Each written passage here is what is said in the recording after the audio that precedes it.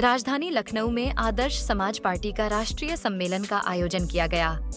सम्मेलन में राष्ट्रीय अध्यक्ष डॉक्टर चंद्रपाल ने कहा कि अगर हमें आदर्श समाज और आदर्श राष्ट्र को बनाना है, तो समाज में सभी का विकास करना हो। सभी के लिए शिक्षा, चिकित्सा और रोजगार की व्यवस्था हो, भ्रष्टाचार को खत्म हो। इसके साथ ही जात पात की राजनीति को भी खत्म करना चाहिए, जिससे सभी एक साथ मिलकर चल सके और हमारे देश का विकास हो।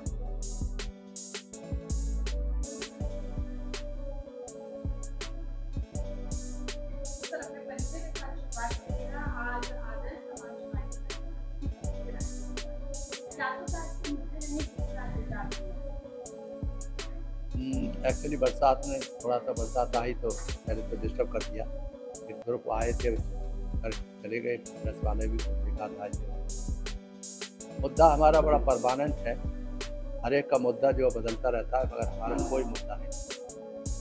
यानी हम पहले पूरा बता दें, हमने 1967 में MSc फिजिक्स किया था और उससे पहले हर जगह ऑफर रहे और नेशनल स्कॉलरशिप मिलता था। उसकी वजह से दम पड़ गए, क्योंकि हमारे फादर की डेथ हो गई थी जब मैं 7 साल का था। तो 7 साल के बाद में प्राइमरी शिक्षा में ही हमको गुरुजी ले गए। स्कॉलरशिप के इम्तहान में 6 रुपये महीना हमको 8वां 7वां 8वें में 6 रुपये महीना 5 रुपये मिला मेरिट स्कॉलरशिप। उसके बाद में थ्रू आउट लाइफ में टॉपर ही रहे। ऐसा कुछ वरदान मिला हमारे फादर का, सारे जगन्नाथ कि हर जगह टॉप करते थे। उससे लगता था कि जैसे गुरु लोग बहुत खुश होते थे। तो एक आध हमारे प्रोफेसर साहब ने कहा, परेशान था मैं, याद आ रहा है मुझे अपने कॉलेज ठंडा लगना था तो यूँ करके हाथ लगा के चले जा रहे थे कि ये NCC की शर्ट है। तो उसमें उन्होंने रास्ते में मिले तो कहते हैं, संतान क्या हाल है, मैं परेशान है, ये हुआ। तो उन्होंने कहा कोई बात नहीं, मेरी सिस्टर भी ऐसे ही जो हो गए थे, हस्बैंड को मुझे रखना पड़ा, परेशान था। मगर आज जो आप देखो तो मेरे पास कोट है एनकरेज करने के बाद मुझे एनकरेज किया। और कोई बात नहीं, मैंने कहा हम इंटरमीडिएट के बाद कैसे पढ़ पाएंगे ये चिंता रहती है। और इंटरमीडिएट में हमने बहुत अच्छे पोजीशन थे, यूपी में ड्रॉप किया था। तो उसी के आधार पर हमको 4 स्कॉलरशिप BSc पार्ट 1 में सैंक्शन। एक तो था यूपी की बर्सरी और उससे काफ़ी अच्छे नंबर थे, दूसरी यूनिवर्सिटी तरफ से मिलता है। दूसरा था स्टेट गवर्नमेंट की तरफ से स्कॉलरशिप मिलता था 60 रुपये महीना। तीसरा सुपास के थे तो सुपास की बात आई। अब ये सब होते हुए भी अंततः एक दिन जो है हम जा रहे थे अपने गांव पैदल, टूंडला का मैं रहने वाला हूँ, टूंडला के पास गांव है। तो हम वहाँ जा रहे थे तो उसमें ये महसूस हुआ तो एक पोस्टमैन दौड़ता हुआ आया, अरे चंपा सुनो सुनो, तुम्हारा एक चिट्ठी आई है। तो चिट्ठी खोली तो आश्चर्य हुआ, उसमें लिखा you have been selected for national scholarship on the basis of merit by the Government of India. आपको भेजा गया और वो था 80 रुपया महीना था उसमें BSc पार्ट 1 में, और BSc MSc में उसका था 110। उसी से हम पढ़े, उसी रुपए से हमने पढ़ा। एक पैसा भी हमने अपने पास था ही नहीं, जो माँ थी, हम लोग खेती खुद ही करते थे 9-10 तक। तो ये मेरा लाइफ है। टीचर ने बहुत कहा, एक टीचर ने बोले क्या पता बेटे तुम एक दिन कलेक्टर बन के आ जाओ। तो वो आश्चर्यजनक बात थी, तो उनके मुंह से निकली हुई बात। एक हमारा साथी था 9-10 में पढ़ता था, वो डेथ हो गई। वो सुब्रत कीर्तिकर, बहुत मालदार घर का था। हम पैदल जाया करते थे साइकिल पे चल के, वो अपने अच्छे से गाड़ी पे खिंचवाता था। उसने बेचारे ने साफ कहा कि चंद्रपाल मैं तो इंजीनियर बनूंगा और आप जो है IAS बनो। आश्चर्य है, देखिए उस समय कितने साल का होगा, 9-10 में पढ़ता था, उसके मुंह से ये बात निकली। उसके बाद से हमें ऐसा लगा कि अपने आप ही एनकरेजमेंट मिलता है। मतलब आश्चर्य की बात, जिसे कहते हैं आत्मदीपो भव, अपने आप आज कहते हैं, आज तो हम चिल्लाते कहते नहीं पता। तो जब MSc कर रहे थे उसी समय हमारी शादी हुई। तो कहते हैं 1967 के बाद उसी दिन शादी हुई, उसी दिन हमारा भाग्य की शादी। आप इमेजिन करो कि उनकी बदौलत वो अच्छे घर के इतनी पढ़ी लिखी थे, आगरा के पत्थर की मशहूर फैमिली के साथ शादी हुई। तो आज तक हम लोग इतने सालों में शादी के बाद बैठे हैं आपके सामने कि उन्होंने बनाया था। तो उसके बाद आप देखो कि जो मुंह से निकली हुई बात कैसे होती है। तो गुरुजी ने कहा कि एक दिन कलंका बन के आ जाओ। फिर वो हमारा जो साथी था वो कहता मैं इंजीनियर बनूंगा, तुम IAS बनोगे। कैसे पता 9th 10th में लड़का पढ़ने वाला कैसे बोल रहा है ये समझ नहीं आया। और बाद में पता लगा कि यही बात। एंड वो उसने 2 सब्जेक्ट MS इंजीनियरिंग किया, MTech किया उसने, अमेरिका चला गया। अमेरिका से लौटने के बाद ये पंखा चलता है, ये पंखा आगरा में उसी ने फैक्ट्री शुरुआत की और फिर इंजीनियर बना सब कुछ। और हम बने तो हमने जो है इंटरमीडिएट BSc वगैरह करते हुए तो MSc करा और MSc के बाद फिर जो है उसमें बैठे हमारे लेक्चरर बने। तो क्या कुछ करेंगे उसको लेकर और आगे पार्टी की गतिविधियां किस तरह चलेंगी उसके बारे में बताइए। हाँ, ये ऐसा है कि हमारे पास रखा है ये PDF में हमने सारे पहले जितने भी हैं पूरे देश में पदाधिकारी लोग थे, अध्यक्ष से लेके नीचे तक सब उसकी कॉपी है। PDF से हमने सूचना दी थी कि ये PDF में आप अपना अपना जगह ढूंढ लें। ये सब सहमति से बने। तो एक तो ये हुआ कि हमने ये भेज दिया, उस पर जितने आ सकते हैं बेचारों की जल्दी जल्दी में उसने आए और उसके बाद जो आपके सामने आते हुए चले गए, चलते बोलते गए। इसमें PDF के माध्यम से ये मालूम पड़ता है कि बहुत बड़ी पार्टी है। यानी 2011 में रजिस्टर 2011 से उस समय से पहले हमसे प्राइम मिनिस्टर माननीय मनमोहन सिंह साहब ने कहा चंद्रपाल कोई भी पोस्ट ले लो। मैंने उसमें किया था MSNE में।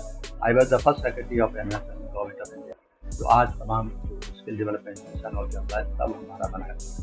तो माननीय मनमोहन सिंह साहब के आभारी, उन्होंने ऑफर दिया था कि कोई भी पोस्ट ले लो। तो हमने कहा कोई पोस्ट नहीं था, यहाँ से शुरू होता है बेसिकली। जब क्योंकि पूरी जीवन भर कैरियर में भ्रष्टाचारियों से और अपराधियों से लड़ता रहा, तो मेरे दिमाग में था कि ये सब ऐसे ही करते हैं। तो हमने उनसे कहा मैं अपना सेक्रेटरी बना लो जो करप्शन के विरुद्ध हम आपको सलाह देंगे। तो बहुत खुश थे हमसे पहले। तो फिर बोले चंद्रपाल जगह नहीं है, उन्होंने असमर्थता दी ये नहीं तो सेक्रेटरी मैंने प्लानिंग फिर से बना दो। जब मैं प्रिंसिपल एडवाइजर प्लानिंग कमीशन गया था भारत सरकार, वहाँ पर भी सारे देश की जितनी योजनाएं, बहुत सी योजनाएं जो एग्रीकल्चर से संबंधित थे, स्टूडेंट से संबंधित थे, क्या से संबंधित, जितनी योजना आप होंगी रखोगे वो चंद्रपाल के जमाने में। तो इसलिए वो हमें कहा MSNE फिर से आप हमें सेक्रेटरी निकल साहब में बहुत 41 साल नौकरी कर चुका। मैंने अब नौकरी नहीं कर चले आया और उसी की लड़ाई लड़ने के लिए हमने एक पार्टी बनाई, आदर्श समाज पार्टी। आदर्श समाज पार्टी का मतलब है आदर्श समाज, आदर्श मानव, आदर्श समाज और आदर्श राष्ट्र बनाना, ये मुख्य उद्देश्य है। इसका मतलब आदर्श मानव कैसे बने कि जो व्यभिचारी नहीं हो, जो अपराधी नहीं हो, जो अपराध को आगे नहीं बढ़ाए, जो देश के हित की बात करे, भाईचारा बढ़ाए, सांप्रदायिकता खत्म करो, जातीयता खत्म करो। तो नारा यही होगा मेरी कि जातीयता समाप्त हो। कैसे हो वो हम बताएंगे। जो राजनीति के अलावा राजनीति में जो अपराधीकरण है आप देखते हैं सब महसूस, हमारा तो अनुभव यही था कि जो अपराधी होते थे उनको हमने बंद करा नहीं कि हमारा सांसद हुआ नहीं, क्योंकि वो अपराधी इतने तक मजबूत होते हैं पॉलिटिक्स में कि वो अच्छे से ईमानदार अधिकारियों को काम नहीं करने देते, वो हटा देते हैं, निकाल देते हैं। तमाम बातें खरी बात, मगर हम उससे पीछे नहीं हटे और उसी को अनुभव के आधार पर हमने ये बनाया कि पहली बात 4-5 पॉइंट है, ज़्यादा नहीं है। जातीयता समाप्त हो क्योंकि ये सबसे बड़े दुश्मन है। सांप्रदायिकता इस देश की सबसे बड़ी दुश्मन है। और अपराधीकरण, राजनीति में जिस तरह गुंडागर्दी बदमाशी हो रही है उसको हम ही एक्सप्लेन कर सकते हैं। आप लोग सब जानते हैं, हमसे ज़्यादा जानते हैं कि कोई एक लड़का मिल गया, 2 लड़का मिल गया, कोई गड़बड़ हो गया तो पता लगा 8 लड़के जो डंडा लेके वैसे पीटने लग गए और जब तक कोई आदमरा नहीं हो जाए, मर नहीं जाए, फलाना नहीं हो। तो रोज़ TV पर देखते हैं जब आप लोग दिखाते हो तो महसूस होता है कि ये देश कैसे चलेगा, ये देश कैसे इस तरह से होगा। हमारी जो योजना थी कि वो नहीं हो पाती तो दुख होता है। हमने तो कहा था शिक्षा महिलाओं को पूरी फ्री होनी चाहिए, छोटे बच्चों के लिए स्कॉलरशिप मिलना चाहिए, क्योंकि हम स्कॉलरशिप से 5 में 6 में से पढ़े तो हम समझते थे स्कॉलरशिप बहुत जरूरी है, वो नहीं हो पाया। तो अब कैसे होगा? तो वही जो 5-6 पॉइंट हैं, जातीयता समाप्त होने के लिए हम ये कहेंगे, हर एक से कहते हैं कि असंभव है। हजारों वर्षों से जिस तरह की जातीयता का बोलबाला रहा है उसे हटाना बड़ा मुश्किल है, मगर असंभव कोई चीज़ नहीं है। अब हम महसूस करते हैं, हम जैसा आदमी, अगर हमको मौका मिला कहीं भी, हम इतने साल से सरकार से बाहर हैं, अगर मौका मिला चिल्लाने के अलावा और कुछ नहीं कर पा रहे, मौका मिला तो हम करके दिखाएंगे। वो कैसे? एक तो यह है कि जातीयता जो है, आपको जो रोग है उसको ख़त्म करने के लिए क्या करें? कॉन्स्टिट्यूशन के अनुसार 17 आर्टिकल है, ये मैंने फेसबुक पर भी लिखा हुआ है सब कुछ। आर्टिकल 17 के अंतर्गत आप बिल लाइए, उसे प्राइवेट बिल हो, कोई प्राइवेट एमपी करे या जनरल सरकार की तरफ से आए, जातीयता समाप्त करने के लिए एक बिल आया है कि ऑल कास्टिंग इज हियरबाय एबॉलिश्ड। और कैसे एबॉलिश हो? कि आप एक्ट पास करोगे, उस एक्ट के माध्यम से आर्टिकल 17 है, उसके बाद प्रैक्टिसेस अनटचेबिलिटी की भी पनिश। आजकल SC एक्ट लगा हुआ है। हमने कहा जब ये तक स्थिति आ सकती है, तक के सुधार होते ये आ गया, तो ये सिंपल सा है कि एक बिल इंट्रोड्यूस किए जाते हैं।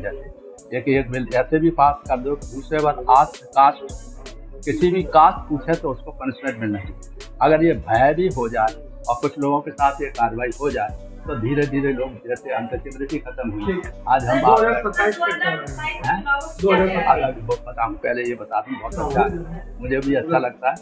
मेरा पॉइंट यह है कि राजा महाराजे थे, उनके सरनेम खत्म हो गए।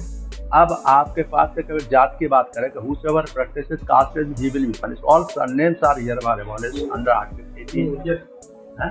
तो दोनों चीजें जो हम बता रहे हैं कि जातीयता समाप्त हो, कैसे समाप्त हो, ये भी बता रहे हैं। और मैं तो कहना चाहता हूँ माननीय प्रधानमंत्री से, और जितने भी जो हैं जो नेता हैं, सारी पार्टियों के नेता वो इकट्ठे हों और चंद्रपाल को सुने, और इससे कहें कि नहीं हो सकता तो हम मुझे बताइए, तो हम बताएंगे कि ये जो कानून के अंतर्गत सब काम होता है, कानून के अंतर्गत संविधान के अनुसार देश चलता है, तो कानून के अंतर्गत क्यों नहीं बनाया जाता? हम ऐसे करते हैं, हर एक बिल लाते हैं, किसान बिल लाते हैं, मजदूर बिल लाते हैं, शिक्षा के लिए बिल लाते हैं, वन नेशन, तो ये भी एक बिल पास करा लीजिए, बिल पास कराइए, तो आप देखोगे कि कितना बड़ा परिवर्तन होगा। अब पूरा सब मजे ही बिगड़ जाए। मेरे लिए तो मेरा चाहे हिंदू हो चाहे सिख हो, कोई भी हो, मगर वो वास्तव में जो बात आती है उसको एक आध दो भड़का देता आदमी। मैं गाजियाबाद कलेक्टर रहा हूँ, इसलिए उदाहरण देना चाहता हूँ। मैं बड़ा क्लियरली सारे देश वालों को, सारे नेताओं को बताना चाहता हूँ। मैं जब गया वहाँ पर तो पता लगा, उससे पहले दिल्ली में जब मैडम का मर्डर हुआ था, दिल्ली में मर्डर्स हो रहे, जलाए जा रहे थे। मैं प्लेन से उतर के गया और सीधा कोतवाली में जाके बैठा और अपने हाथ में कंट्रोल किया कि ये जो हो रहा है गड़बड़ सड़बड़ नहीं, मेरे यहाँ नहीं होगा गाजियाबाद में। और कह दिया कि कर्फ्यू लगाया है, एक भी कोई जनता के सहयोग, जनता व तो पैंडॉग में कि अकेला मैं पहुंच जाता था 20,000 की भीड़ में, नोएडा, बलाना, ग्रेटर नोएडा सब अंदर थे, तब भी कुछ नहीं होता था। आगे मुझे नेता ने नाम नहीं लेना चाहूँगा। तो उसके बाद जो है उसमें मुझे जब महसूस हुआ कि सारी जनता ट्रांसफर जब हो गया तो सारी जनता ने गाजियाबाद में हाथी पे चढ़ा के बिठा के, और मुझे नसीम जैदी था, वो कलेक्टर बना था बाद में, तो मुझे सीओ करने हाथी में मैं बैठा हुआ, वो नीचे से अकेला जब चंद्रपाल ठान ले तो तुम क्यों नहीं कर सकते इसका? मर्डर नहीं होने दिया, आज भी इज्जत है। क्यों है? क्योंकि मैंने एक को भी आग नहीं लगने दी, मरने नहीं दिया किसी को। गाजियाबाद कलेक्टर गाजियाबाद पड़ा हुआ, सब नोएडा वोएडा थे। तो ऐसा एडमिनिस्ट्रेशन क्यों नहीं कर सकता? आज जो जरा सी बातों पे लग चल जाते हैं, मर जाते हैं लोग, मार डालते हैं, तो इसको नहीं रोका जा सकता? तो कैसे स्थिति होगी? कुछ लोग कहने लगे हैं कि हमारा जो पड़ोसी देश में हुआ है, अगर ऐसे हो रहे क्रांतिकारी लोग पैदा हो गए तो गड़बड़ हो जाएगा। आज क्रांतिकारी तो होते हैं, मगर एक सरदारी मिल गए तो उसको मारने के लिए तो तैयार है, ऐसे मिल सकते हैं। एक मुसलमान मिल गया, उसको मारने को भी तैयार है, तो इससे देश थोड़ी बचेगा। इसलिए आगे बढ़ा, ऐसे लोगों को सावधान रहने की जरूरत है जनता को। और नबी को कोई खेला बैठा कुछ नहीं, मैंने कोई चिंता नहीं, पहले ये बताना है इन लोगों को, सबको पढ़ा के सुनाना है। जितने बड़े नेता हैं, ये कोई क्यों नहीं बोलते हो? क्यों नहीं कहते हो सांप्रदायिकता खत्म हो? क्यों नहीं कहते हो जातीयता खत्म हो? क्यों नहीं बोलते हो कि जो छोटे मोटे झगड़े नहीं होने चाहिए, आंदोलनकारी नहीं होने चाहिए?